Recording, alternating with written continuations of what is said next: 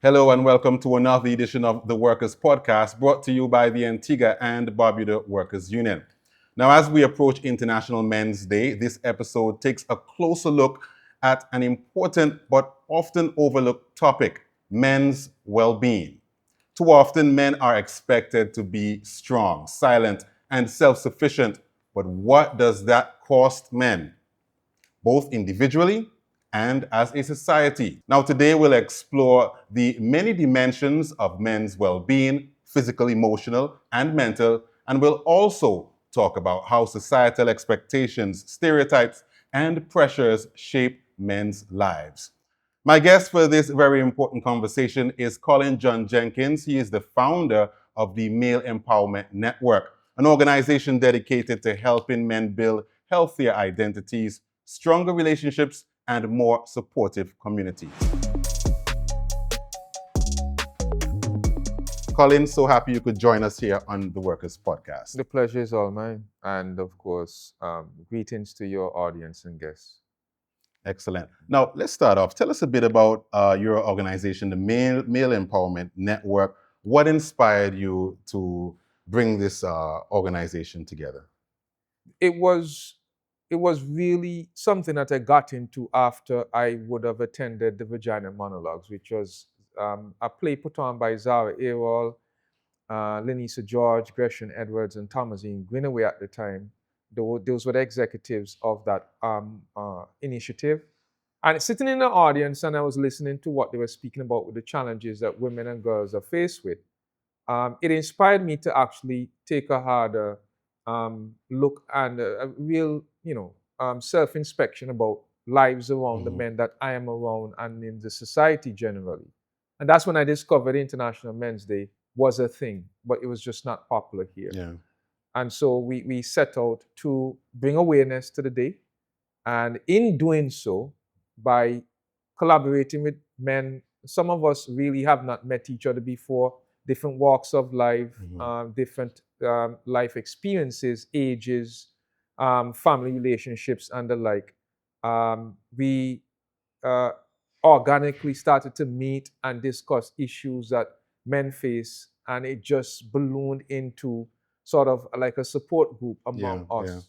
And from since then, we have kept that support group and encourage other men to do the same thing, because that, I think, is something that we lack tremendously.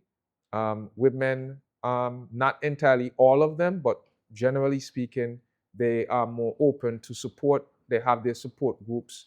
We are not necessarily raised that way, and so it's a bit more difficult for us to have certain types of conversation among our peers. But this initiative had allowed us to do that, and we are better for it.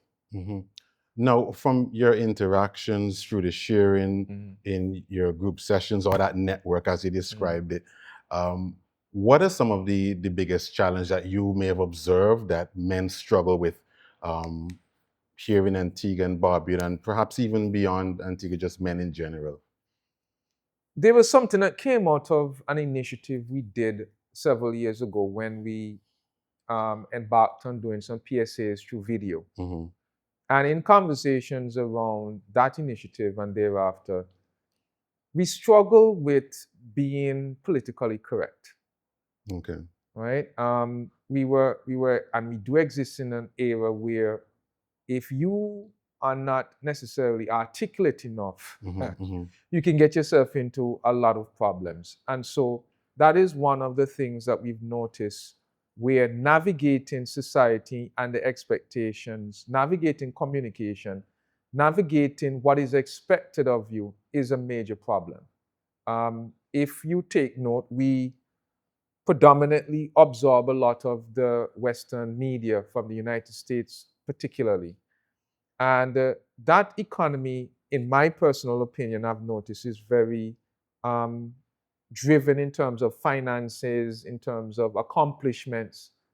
And it trickles down into our society. We tend to absorb a lot of that. So men right now have challenges navigating, and it's now even more to the forefront in terms of education. So our education in terms of men and performance versus our women, and even just men and their performance generally compared to years ago, there is an apparent decline.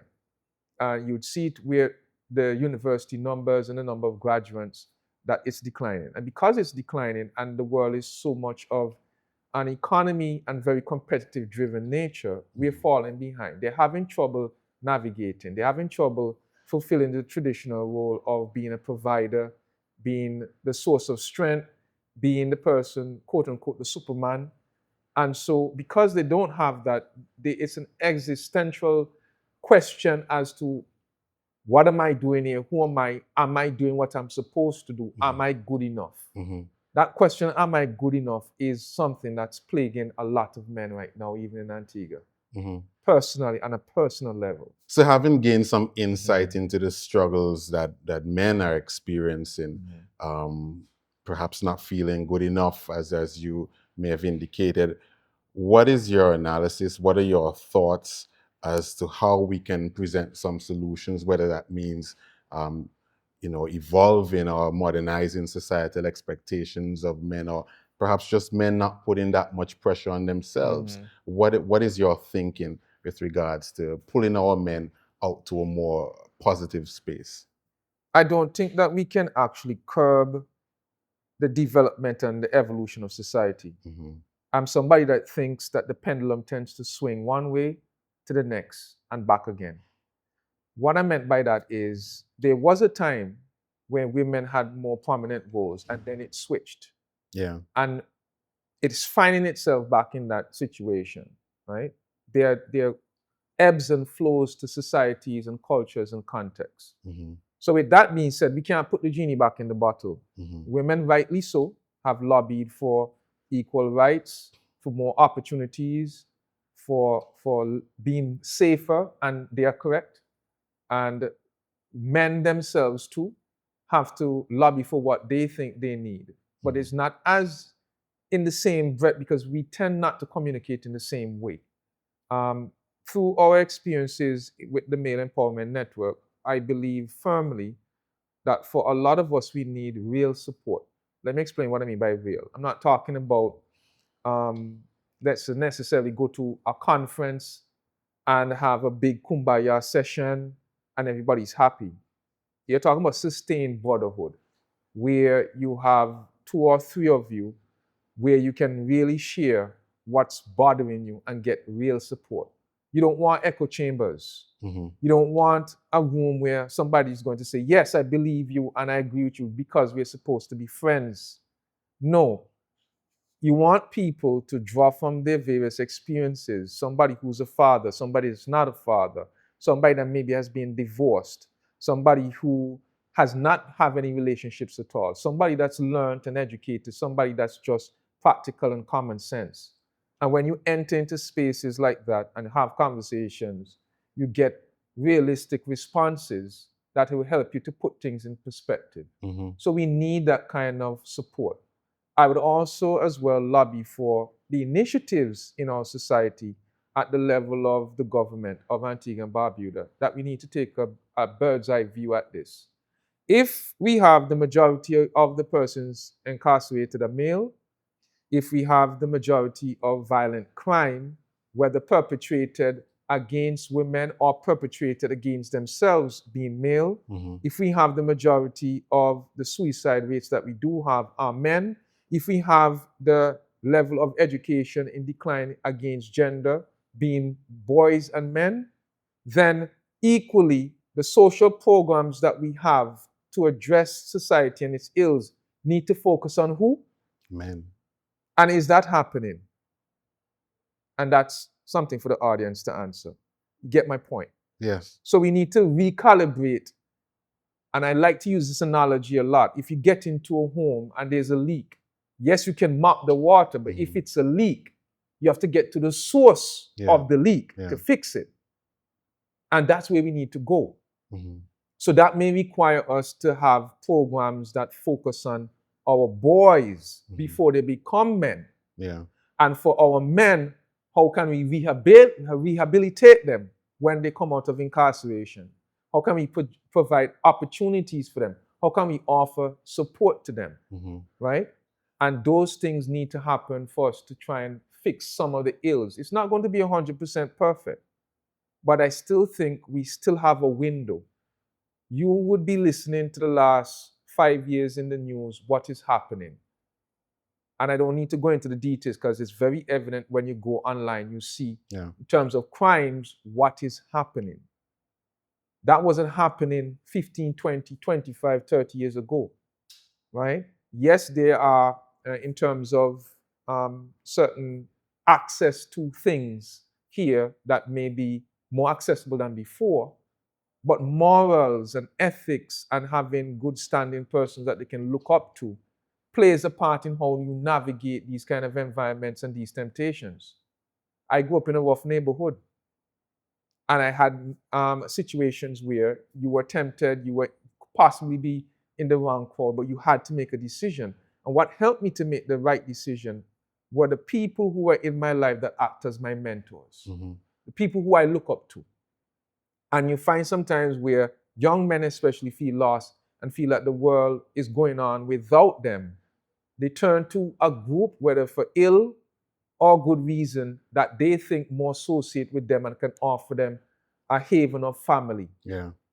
And often in very depressed societies, those havens are gangs. So we need to do something about that. What can we do at a community level and even at the level of an organization like ours, a union, to lend more support to our men? Well, I'm somebody who likes to think with science, right? We would have done 2 research papers already. One some years ago with careers, because we were concerned with the somewhat persons coming back from university and not filling in properly, can't get jobs. You were wondering what's going on, and we went into the schools and did some research, a white paper, and found out that there was a misalignment between what people were studying and what the society really wanted. Wow. But that was one Yeah. part. Then we did another that had to do with divorce and why it was happening and why divorce rates were so high in Antigua. And at that time, we found out we tied in terms of the Caribbean divorce rates with Barbados. And we published the results of that finding, and that's another. It would be great to do research as part of the approach to find out what's driving what we're seeing. Right? Is there some sort of correlation between, for sure, in our context, between where you're from, if you have a single parent or not, if you finish school or not, like what's the common denominator with what we're seeing and the perpetrators of what we're seeing? Because sometimes if you understand what's driving the behavior, the programs that you put in place can correct the behavior by really targeting the source and it not being a knee-jerk reaction. On the other hand, I often tell persons that you may not be able to do much, and the expectation should not be that you do a lot, because our societies are such that it's very driven in terms of the capitalist sort of ideology. So most often now, both persons in the home are working, and so there's little less time for children than before. The extended family is not the extended family anymore. But I believe that if you maybe pay attention to even one child, or try to show interest in at least one child, if everybody commits themselves to that, it goes a very long way. There are personal experiences I have. I mean, I don't have a center, we don't have boys coming in every day and all that kind of thing. It's not that. But once in a while, a young man may reach out to me. Once in a while, I may be able to help somebody turn their life around from where they were heading. And that has happened. And that itself is better than nothing. So I'm urging persons to do just that. Even pay attention to one child, one person in your neighborhood, and see what's going on with them, because they need that. Yeah. And that is something that is a low-hanging fruit. Beyond all of the other programs, beyond all of the other research, that low-hanging fruit of paying attention or being interested in one person, one young man's life who seems as if he's lost, can go a long way. Yeah, certainly. But also we know sometimes it can be extremely difficult. Yeah. because get we may not have the tools. Exactly. And so there's a study that I was reading, and I did that led to a discussion online with a podcast actually speaking about the drop in the number of men who are psychologists and therapists. So if you have a drop in the number of men who are psychologists and therapists, we already have difficulty or constraint to communicate. Yeah. So they may not feel comfortable going to a woman to have certain types of conversations. Mm-hmm. And then if you are having certain difficulties, especially from a romantic standpoint, it even complicates it even more. Yeah. So we also need to look at how we can address and invest in male counselors, therapists, and psychologists to as well ease that allowance for men to speak, even if it's not in Antigua, but from a Caribbean perspective, or even partnering with international persons that provide the service digitally. Yeah. So that you can have that counseling ability for men to access if they really need it. And I think too that men, well, not all men, but certainly I believe a lot of men have difficulty putting themselves in any vulnerable position. They do. Opening up. Yeah. You know, anything that makes them feel vulnerable, anything less than macho. Some men struggle with that. They do, because you see, it is primal. It's primal for us. It's we defend, we protect. That is our role. That's how society sees us. Yeah. Unfortunately, we have a lot of conflicts around the world now. And yes, we have quite a bit of technology being used. But whenever you have a situation of conflict, the men often would have to step up and allow our women, the elderly, and the children to survive. And that's a mechanism of which nature has designed us to have the species continue. Yeah. The women and the children, you are expendable. You are expendable. You're the first to go. And we see that. That's not a switch you just turn off. And so, as somebody who would have gone through defense force as well, when they're training us, they break us down and then rebuild us to follow orders, to think in terms of strategy, to be a unit. And the emotional side is turned off. So that is why you have a lot of soldiers, when they come back from conflict zones, they have PTSD. Yeah. Right? Because you have to lock that off in order to function. That's still something that we are grappling with now. So, yes, we'd like to open up, but it also it's sort of like a double-edged sword. You can open up, but to a certain expectation. You can open up, but if you do it and you're vulnerable within a certain context, and let's say all of your vulnerabilities are leaked online on social media, and the reaction of that, you feel bad about it, and the other men simply would not bother to do that to avoid the embarrassment. Or if it's a situation where, again, it's romantic in nature and that goes outside, then that becomes a problem for that man's image. And so what I've found some men use as a coping mechanism, and this is very strange, but it happens, they tend to be even more aggressive. Because when you peel that aggression back, they're very vulnerable men. But the aggression is the screen they put up, that facade to protect themselves. And you don't know why they're like that, but they are vulnerable when you take that away. Yeah. But that's how they protect themselves. You're a father. Talk to us a bit about how we can nurture the next generation of young men, and not perpetuate some of the negative stereotypes, some of the negative pressuring expectations that currently exist.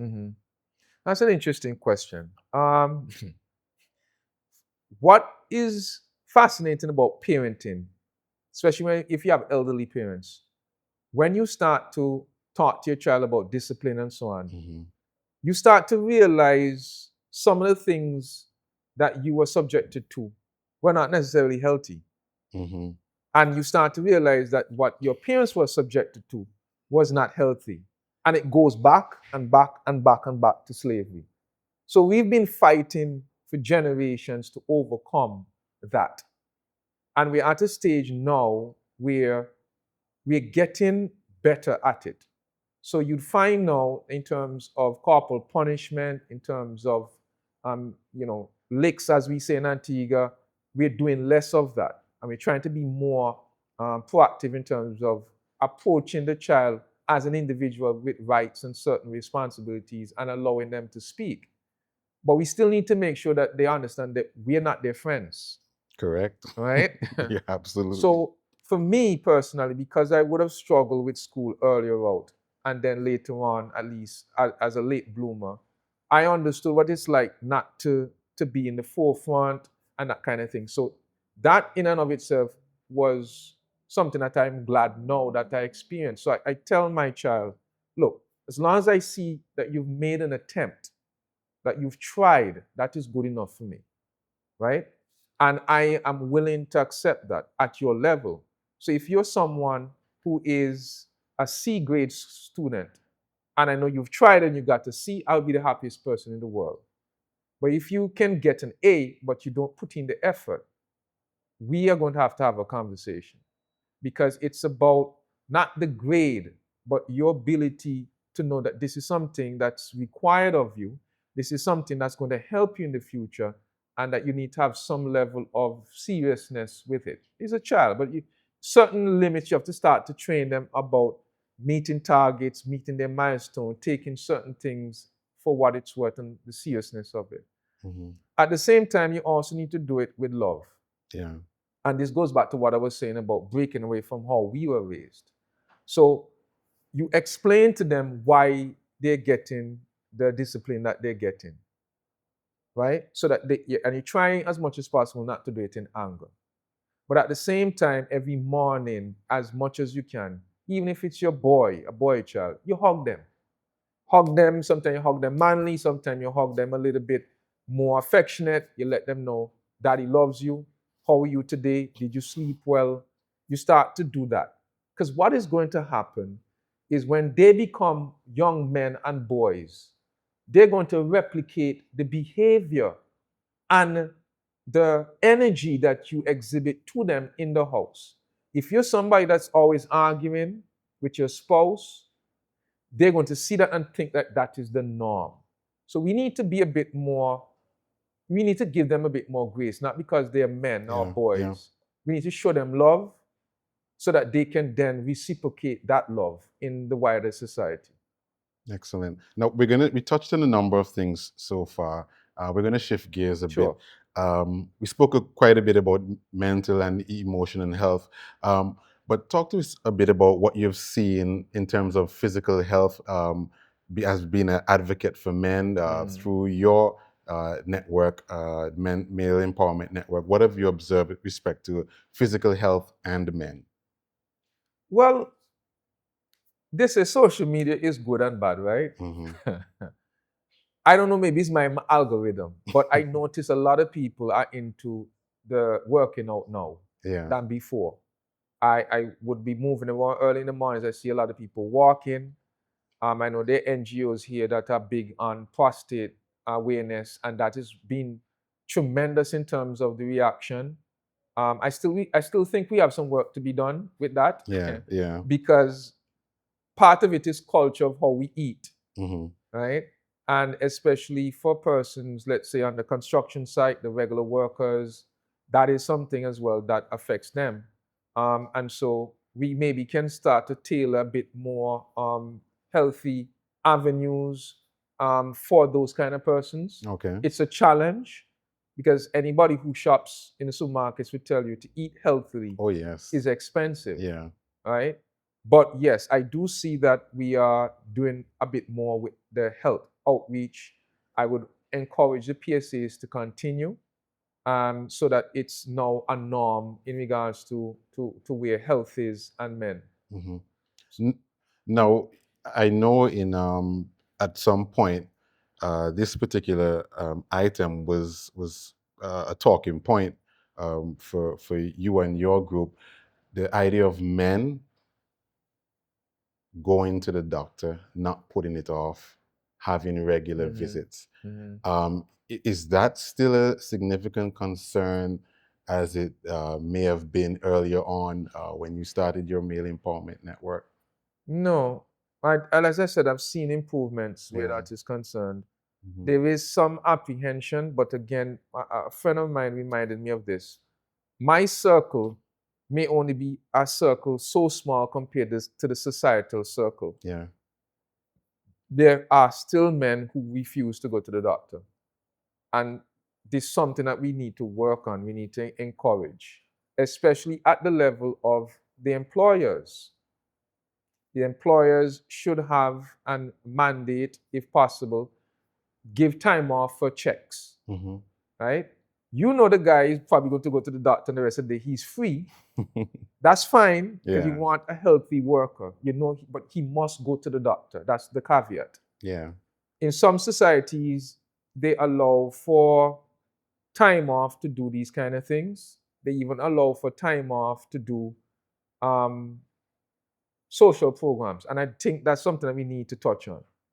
Because when you, throughout the year, in order for you to fulfill the mandate for promotions and benefits and bonuses and so on, if you have to, let's say, spend one day in the entire year helping out at the soup kitchen, it does something here. Correct, yeah.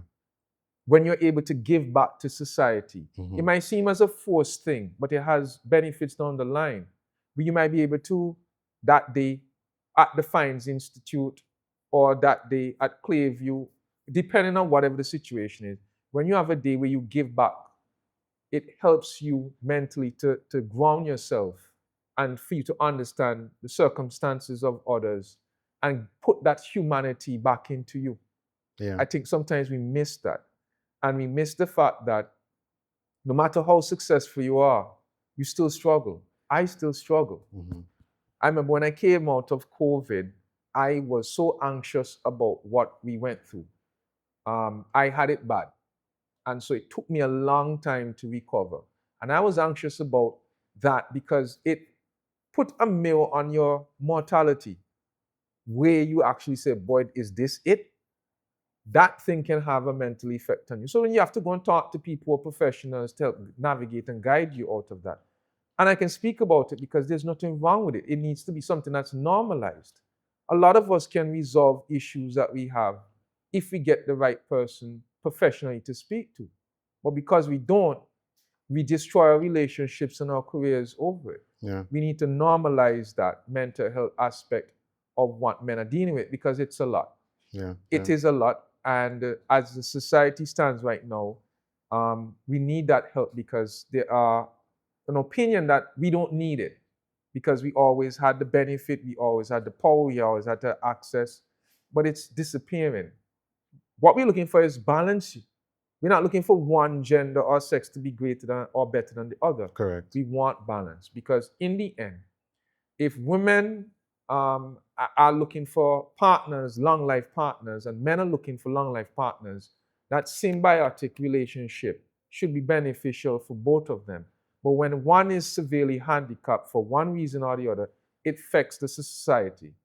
And I don't mean to be, comical about it, but if we don't get this right, Social Security is not going to be happy because that means less children. Yes, So it has tremendous effects. And in the world stage right now, loneliness is considered an epidemic in some countries. Wow. Men refuse to go out, refuse to communicate, refuse to socialize because they don't think they have the skills anymore. And there's so much pressure on them to say the right thing, do the right thing, be the right thing, look the right way, that they just don't bother. Wow.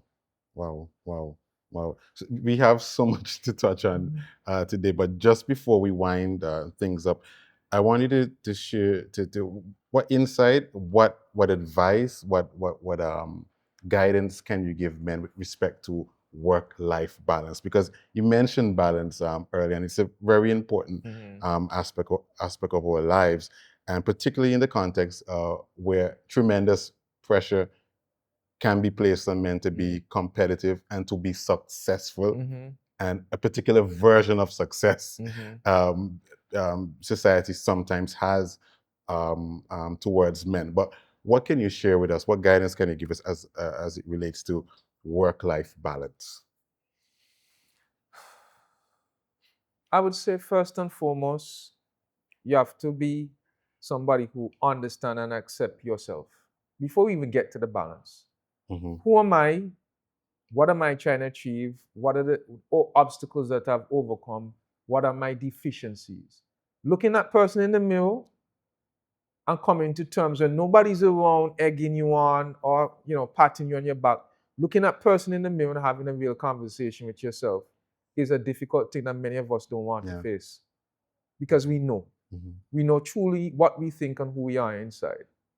So a level of self-acceptance is important, because with that self-acceptance, to some degree, or at least that journey of self-acceptance, you can start to figure out, okay, what is it I need to do to at least have a healthy and a fulfilling life? Mm. And that may not include you being some sort of CEO of some company, or some successful podcaster, or some brilliant sports person. It's what are you doing within the limitations that you have given to you? Mm-hmm. I say this with an experience that very often as professionals, and especially with the social media connection that we have, we tend to compare ourselves to others quite a bit. But we may not have the funding they had. We may not have the skills they have. We may not have the opportunities they have. We may not have the sort of parenting that they have. Mm-hmm. And so because we are not them, because we are not working on the same things they're working on, because we're not as popular as them, we felt somehow we have not achieved. Yeah. And that is something that I think is very detrimental. So for men and women, come to terms with your limitations, and then from there, take a time and build. Now, where the balance comes in is understanding that it makes no sense to be the best at anything that you can be, and your health and your relationship suffers for it, unless you make that determination that this is the only thing that is meaningful for you. So within the balance is understanding what is it that you're trying to achieve and who are the important persons in your life. Mm. And if you realize that in these important persons in your life, you don't know their favorite color, you don't know what they did last week, you don't know if they were upset with a meeting, you can't tell them last you took a trip with them, you can't tell them last you put on the phone and have a funny story, then you're missing something. Yeah. Because you're missing time that should be spent with the lives of people that are important to you, forsaking them for career. And if you think that you really want them to be in your life, you have to decide and carve out a space where if you can't answer certain key questions about their lives, then you need to say, okay, not this week, but next week, I need to figure out what's going on with them. The people that truly love you, they don't want money from you. They want your time. And if you recognize somebody loves you for you and accepts you for all of your benefits, all of your flaws, they want your time. And so it cannot be running down the mighty dollar and forsaking that, because when you're older, you look back, you're going to regret it.